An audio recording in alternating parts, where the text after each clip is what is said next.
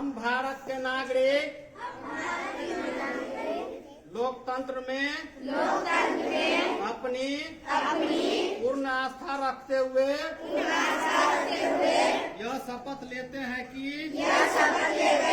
हम अपने देश की